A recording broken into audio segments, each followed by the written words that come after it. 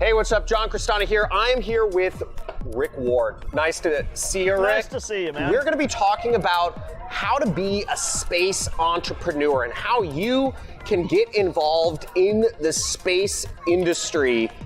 What sort of skills are needed? What sort of experience is required? There's a revolution going on, and there's only one direction of progress, and we all know it's going up. Rick run a space company called Orbit's Edge, and they do edge computing in space. I'll have Rick talk about it in a little bit.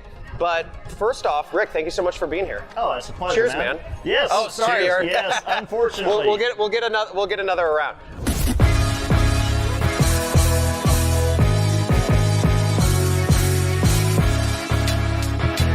My audience is, a lot of them are pretty young, like 20s, generally they're in their 20s, and they're looking to really find what their career is, what to be involved in. And everybody knows space, it's not going anywhere. It's not a fad. There's a lot of things that have been coming and going in our lifetimes that have been peaking and but everyone knows that is not going anywhere. And there's limited amount of space on Earth. Yeah. You're not a rocket scientist. No, I'm not. Yeah, you drive a cool Tacoma truck. This guy's a rad guy. You weld. Yes. You know how to weld. Yeah. Yeah, my dad taught me that. You don't strike me as your average space guy. You strike me as a super down to earth. Try. Yeah, I mean you're amazingly smart, amazingly like all these things, but I think when a lot of us think of space, we think of billionaires. I'm a Marine. I served in the infantry. Yeah, right? Can I get a big hoorah on my channel? Hoorah! So I was an infantryman for 4 years. Thank you for your service. Oh yeah, it was actually before all the 9/11 stuff, so I ended up not having to go to combat. But after I got out, I had a hard time finding some sort of a mission in life, like capital M mission. I'd gotten interested in space, but I'd always been interested in space back to, as a kid. But I never really saw it as a real thing that would be realistic for me. A few years after that, I had a really weird random conversation with a guy from Deep Space Industries, which is an asteroid mining company. How'd you come across him? So this is what I call my guerrilla networking, which I've done several times since then. Oh, thank you. I was at a conference called, a very sophisticated conference called Dragon Con in Atlanta. It's about comic books and anime and games and video games and cosplays and stuff like that. Where was it? In Atlanta. That's cool. Yeah, okay. They have it Labor Day weekend. Like comic books or anime or something? I'm not so much into that. I was doing the science fiction stuff, but they also have a hard science track. And I was actually writing a novel at the time, and asteroid mining played a role in that. So I'd been doing a lot of studying on that. And I was in a panel that had to do with asteroids. You were trying to learn, and yes. you were going to the places where the people were. Yes. And you were trying to learn the deep science stuff. Yes. I was wearing a black kilt. I had a Roman gladius, stainless steel stormtrooper armor, and a stormtrooper helmet, which of course I had made. I had a shield, a round shield with the Imperial Galactic Empire logo on it. And I met this guy, and I said he had a white lab coat, he had the white crazy hair going, and it said Deep Space Industries on the back. And honestly, I did not know that DSI was a real company, and I wasn't sure if he was doing a bit or what. I got his business card, and through my head I was saying, get his card and get out of there before you say something stupid. How'd you strike up conversation? You just asked him, like, what is this? Yes, so what's DSI? And he's like, oh, so yeah, blah, blah, blah, blah. He told me, once I emailed him, we talked on email for a bit, he was going to maybe be starting a branch of Deep Space Industries in Orlando. And what happened? I ended up working for Deep Space Industries for 2 years. So this guy you met in a kilt, you're wearing a stormtrooper outfit. I mean, a lot of folks could think, who would take that seriously?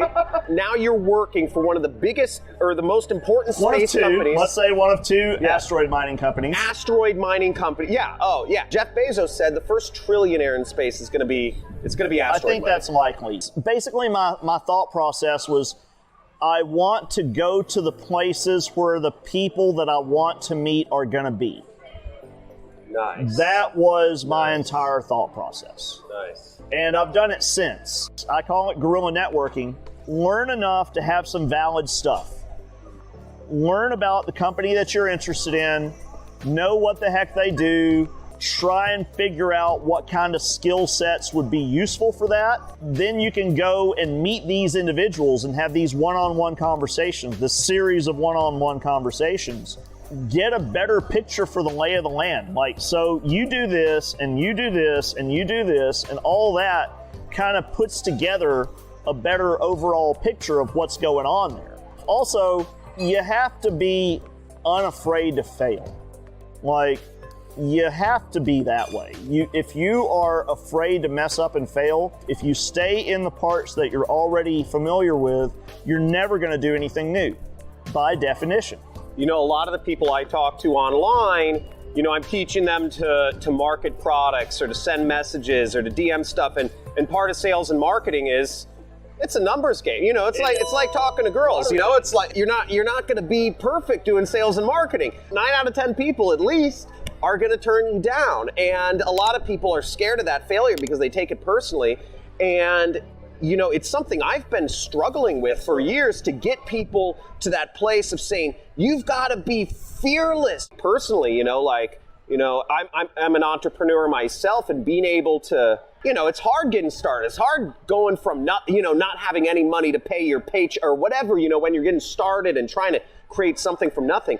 But I always thought to myself, well, I'm tapping keys on a computer. I just have to get the computer. I'm just tapping keys on a computer. I'm in an air conditioned room in a swivelly chair. This is a lot easier than what guys my age had to do 100 years ago. I have had that thought so many freaking times in the past couple years. And it makes it so much easier because it makes it everything, any problem I have, it's almost laughable. It puts it in perspective. Yeah. But to have a company, you need money, or you need customers, you need a product, you need, like, in my business, you need customer support, but you need at least like some mixture of those things. How did you get all the stuff to create Orbit's Edge from that? Okay, so yeah, there was the identified need. Then there's also the convincing somebody else that it actually is a need, because the way things are done right now. Somebody else with money or a customer? Yeah, generally, in order to get the money, you have to have the customers. Yeah. At least have somebody that you can point to. Or you have to have people that would say, if you build it, I will come. Yeah. So you got to get those. Basically, the people you met in the trenches, you were mission focused. You had people that said, yeah, we will support you. And you had people who said, yeah, we would buy stuff from you. Yes. Because you are doing this every day, and you built up a good reputation for yourself. Yeah. You really shouldn't feel the need to remake yourself in somebody else's image. Be the best you. Don't be somebody else. Be the best you. Don't be somebody else. Be the James Bond version of yourself, guys. What is the James Bond version of yourself? At this point, I'd love to get a big hoorah for my boy. And also, if you guys, and just let me know your comments, but also I want to hear, what are the paths for people? What is the way to be involved? Does everybody just need to sell their house, sell all their belongings, and move to the Space Coast? Sell them Florida, right now. Move to Florida before this episode ends. Come out to the Space Coast. Look at what you have. Look at the things. Look at what you have as your assets. To borrow from Princess Bride. If at least you have a wheelbarrow, then you can count that. Maybe I'm in a good location. Maybe I'm in Colorado. Maybe I'm in Southern California where they have the SpaceX stuff. Yep. Maybe I'm in Texas where they have the SpaceX stuff. It's around El Paso, right? That's Brownsville for the for the testing, and then they have Boca Chica for the launches. Maybe those are options. Maybe here. There's also a bit of stuff going on in Wallops Island in Virginia. There's some stuff in Seattle with Blue Origin. And I'm not necessarily saying just look at your geography if you happen to be close to one of those good points. Look at what sort of things are happening there and look to see which of your skill sets might possibly correlate. Have you been working with AI for the past few years? Hey, maybe that can be useful to somebody. There's lots of stuff that you can do with AI. If you know Python, that is actually pretty darn useful here. Why that in particular? Because it works well for a lot of the small CubeSats and a lot of the small machines. Robot Operating System is another one. ROS is very popular. They use that for a lot of rovers around here. It doesn't work as well with the extreme low-powered machines that are going out to Mars and stuff, but we're hoping to change that. We're working to change that. There's a lot of stuff. I can point you to a half a dozen people who started stuff with damn near nothing. There is a guy, he is now one of the go-to guys. I can't remember his name or his company, which I really should. I've spoken to him like 3 times. He has started a space situational awareness service, which basically tracks where satellites are. They're not static. They're moving at 19,000 miles an hour. Yeah. So it's a matter of where will it be 2 weeks from next Thursday at 7:48. If you know all that stuff of the thousands of things that are up there, you can predict when there's a possible problem in the future. He started this with his kid's telescope. Started taking pictures of the sky, started focusing on the satellites, started using the pictures to calculate trajectories, went from there to, he ended up with like a 6 telescope network. I believe it's more than that now, but these were hobbyist level telescopes. Yeah. These were not like crazy expensive telescopes. This was him and some buddies initially. And it turns into... Now he's got a business and he tracking- actually makes money off of it. That is sick. A niche, man. That is Find sick. a niche. Like I that enjoy one's sitting taken. outside every night. I sit out Yeah. there and I'll watch the satellite. Every now and then I'll see. Yeah, me too. love I it. enjoy that. So find a niche. Find a niche. Yeah. Find a problem. That is And actually. that wasn't even a problem. That was just kind of like, I wonder where all the satellites are. Yeah. Like, I wonder when the next one's coming around. But what I'm hearing is some skills are very important. I'm hearing AI, machine learning type things, and there's Microsoft and Google and Amazon, all of their machine learning languages, TensorFlow, etc. These sound pretty important when you're out in space because these things are going to have to think for themselves. Yes. I'm also hearing robotics.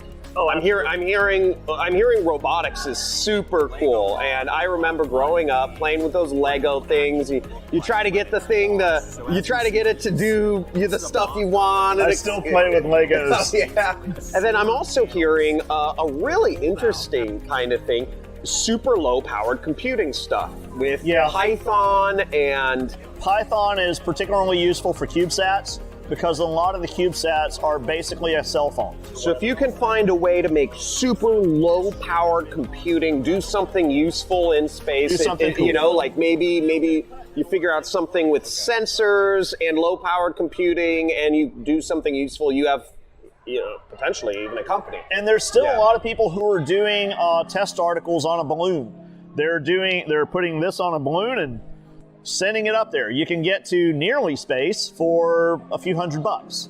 Rocketry clubs, astronomy clubs, Good grief. Subreddits. What's your favorite subreddit? I kind of like SpaceX Master Race because it's funny. They have a lot of memes. Yeah. That's it. Like, they meme. That's it. Note to self. I was trying to come up with a better reason for liking it. But it's the memes. It makes sense. Okay. I would follow some YouTubers, like while I'm working, while I'm actually doing, like I've been doing hardware for the past 2 months.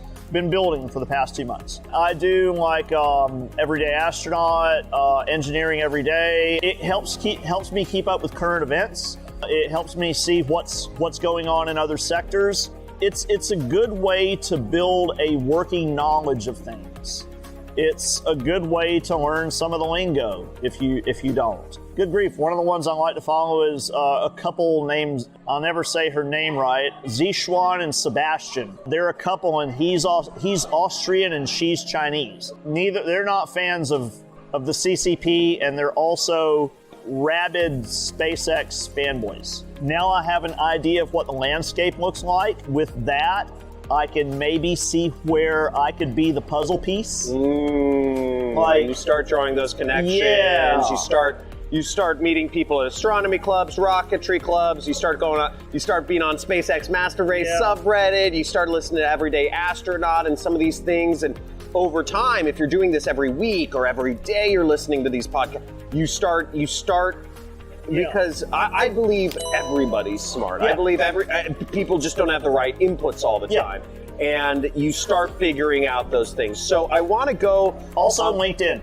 I cannot say this strongly enough. Like you're chatting with people on LinkedIn. You're looking at the news feed, or you're just looking the feed. Yeah, the feed. Just the feed. Yeah. Quick questions, so we could go. That Jeff Bezos or Elon Musk?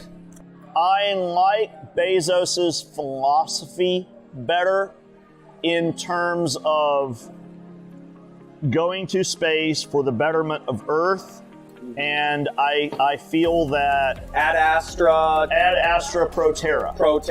Yeah. I feel that there is more possibility in building O'Neill cylinders and spinning habitats and habitats outside of the Earth. Why? You think people want to live in space, or you just think that people want to like keep having babies and like for sure? We are actually the globe, the entire planet is heading to a population crisis. And it's not what people think it is. The population crisis we're going to have in the next 20 years is too small a population to do all the things we want to do. You think it's going to shrink? It is already shrinking. Why? Urban centers, social media, virtual reality, VR. Also, media. waiting longer to have your kids, Maybe things happen and you don't. So we go to space.